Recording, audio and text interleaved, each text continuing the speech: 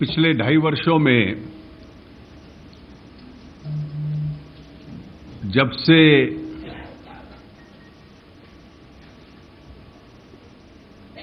प्रधानमंत्री श्री नरेंद्र मोदी जी के नेतृत्व में एनडीए की सरकार बनी है, एक के बाद एक कदम सरकार इस देश की अर्थव्यवस्था को काले धन से मुक्त करने के लिए कदम उठाती रही है और इस दिशा में प्रयास करती रही है। पहला निर्णय ही सरकार का था कि एसआईटी को गठित किया जाए। एसआईटी की कई सिफारिशें ऐसी आई जो रेवेन्यू डिपार्टमेंट ने लागू की हैं और इनमें से कई सिफारिशें ऐसी हैं जिससे ब्लैक मनी का जेनरेशन और ब्लैक मनी का प्रयोग, उसका यूजर, दोनों चेक होते हैं। उसके बाद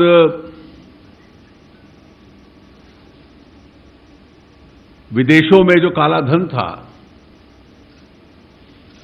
जिसको वापस लाने की दिशा में कोई प्रयास नहीं होता था, एक बहुत स्पष्ट और एक दिशा वाला कानून सरकार लाई, ब्लैक मनी लॉ, जिस कानून के तहत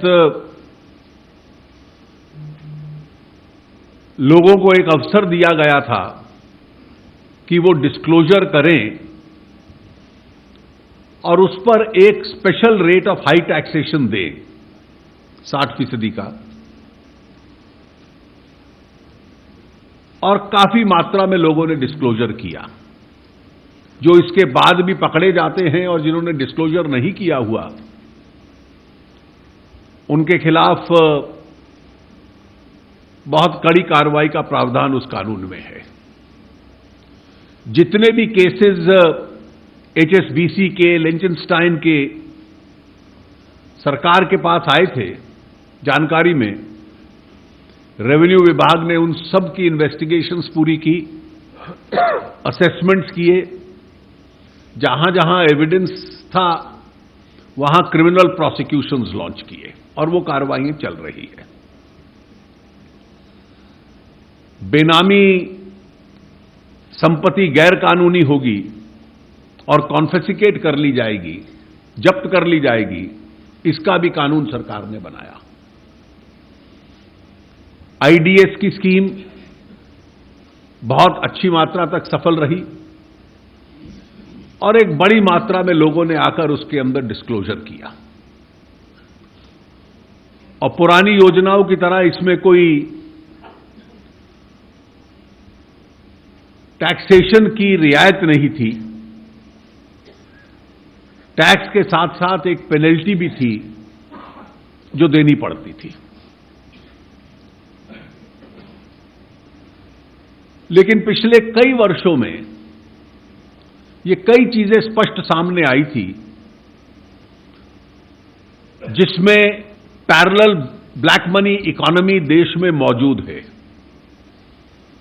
और वो पैरेलल ब्लैक मनी इकोनॉमी के जितने भी असर हो सकते हैं वो अर्थव्यवस्था को प्रभावित करते थे। Tax evasion, tax non compliance, इसका एक स्वाभाविक परिणाम था। बैंकिंग व्यवस्था के बाहर पैरेलल अर्थव्यवस्था चले, ये इसका एक असर था। और इसलिए सरकार ने कुछ समय पहले ये मन बनाया था प्रधानमंत्री जी ने कि जो हाई डिनोमिनेशनल नोट्स हैं 500 रुपए और 1000 रुपए के, उनका लीगल टेंडर की दृष्टि से कैंसिल कर दिया जाए। और कल रात्रि से उनको कैंसिल कर दिया गया। और 500 और 2000 सीरीज की नई करेंसी कल सुबह से बैंक और पोस्ट ऑफिस व्यवस्था की तरफ से दी जाए।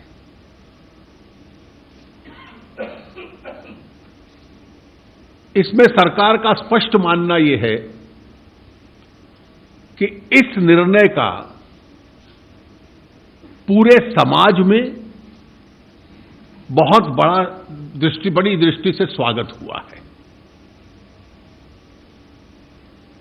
और पूरे विश्व में भारत की अर्थव्यवस्था की विश्वसनीयता बनी रहे, क्रेडिबिलिटी बनी रहे, उस दृष्टि से यह एक बहुत बड़ा कदम है। इसके साथ साथ ये एक बहुत प्रभावी कदम है इस देश को कैशलेस इकोनॉमी की दिशा में ले जाने के लिए। It does not merely nudge the economy in that direction. It significantly pushes the economy in that direction.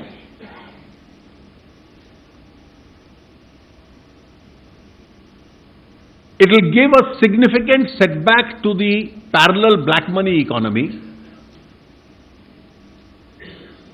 because a lot of currency operating outside the system or stacked outside the system will now have to perforce get into the banking system. और जब वो banking व्यवस्था में आती है तो स्वाभाविक है कि वो फॉर्मल इकोनॉमी का एक अंग बन जाती है। इसका एक स्वाभाविक लाभ होगा कि मीडियम और लॉन्ग टर्म में टैक्सेशन बढ़ेगा, इनडायरेक्ट टैक्सेशन की कलेक्शन भी बढ़ेगी, डायरेक्ट टैक्सेशन की कलेक्शन भी बढ़ेगी। बैंक्स के भीतर जो डिपॉजिट्स हैं उसकी संख्या भी बनेगी और बैंक्स की इसलिए अर्थव्यवस्था को सपोर्ट करना, उसकी क्षमता भी बढ़ेगी। और सबसे प्रमुख यह है कि सरकार में बहुत कम निर्णय ऐसे होते हैं जो जीवन शैली को प्रभावित करते हैं। This one decision will change the course of the way people spend and people keep their मनीज।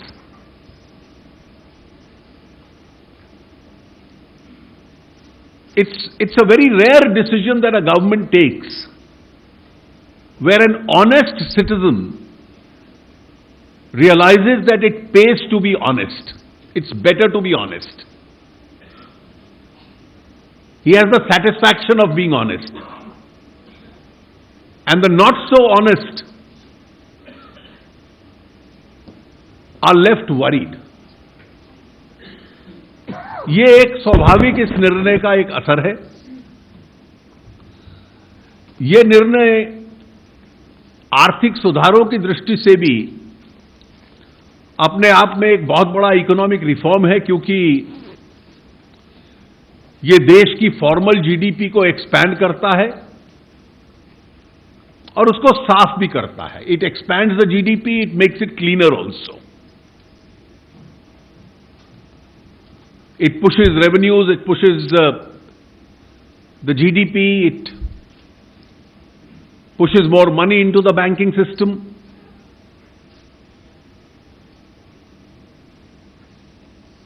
और इसके स्वाभाविक लाभ रहने वाले हैं। अब जो करेंसी बाजार में है उसमें से कितनी बैंकिंग सिस्टम में वापस आती है ये तो समय के साथ पता चलेगा। इस रिप्लेसमेंट में कुछ असुविधा भी हो सकती है और उस असुविधा को सबसे कम करने के लिए सरकार ने कल निर्णय लिया था, जिसके तहत कुछ अपवाद एक्सेप्शंस किए थे 72 घंटे के लिए। फाइनेंस मिनिस्ट्री में इसको हम बहुत नजदीकी से मॉनिटर कर रहे हैं और उस लिस्ट में कुछ और क्लैरिफिकेशंस या एडिशंस हम लोगों ने आज किए हैं। इसमें का जो नोटिफिकेशन है वो आज अलग से इशू हो रहा है, इसकी प्रेस स्टेटमेंट भी आपको दे दी जाएगी। मेट्रो रेल के टिकट्स,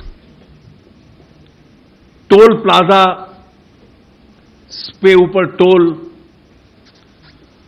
सरकारी या निजी दवाइयों की दुकानों पर, फार्मास्यूटिकल शॉप्स पे डॉक्टर की प्रिस्क्रिप्शन के अगेंस्ट अगर दवाई लेनी है, एलपीजी गैस सिलेंडर्स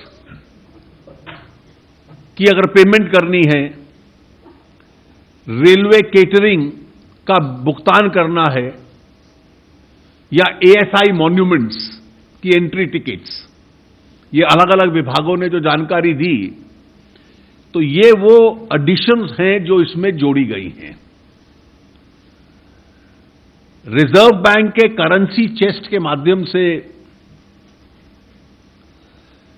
सभी बैंक्स और पोस्ट ऑफिसेज में पर्याप्त करेंसी उपलब्ध हो जाए, इसकी व्यवस्था की गई है। लेकिन यह स्पष्ट रहे कि 2 से 3 सप्ताह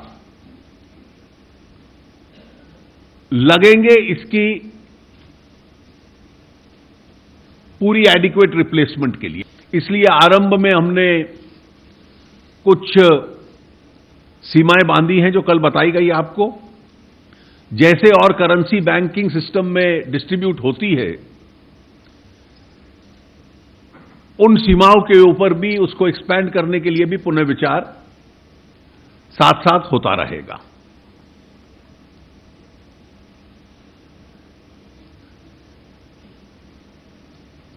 इस निर्णय का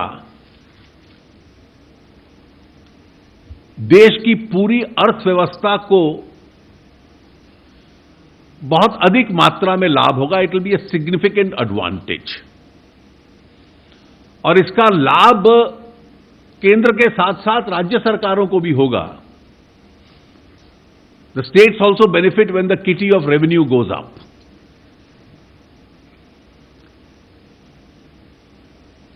The long-term advantages to the economy are so significant that we would appeal to the people that relatively minor inconveniences for a short period of time should be borne, and we will try our best to minimize those inconveniences.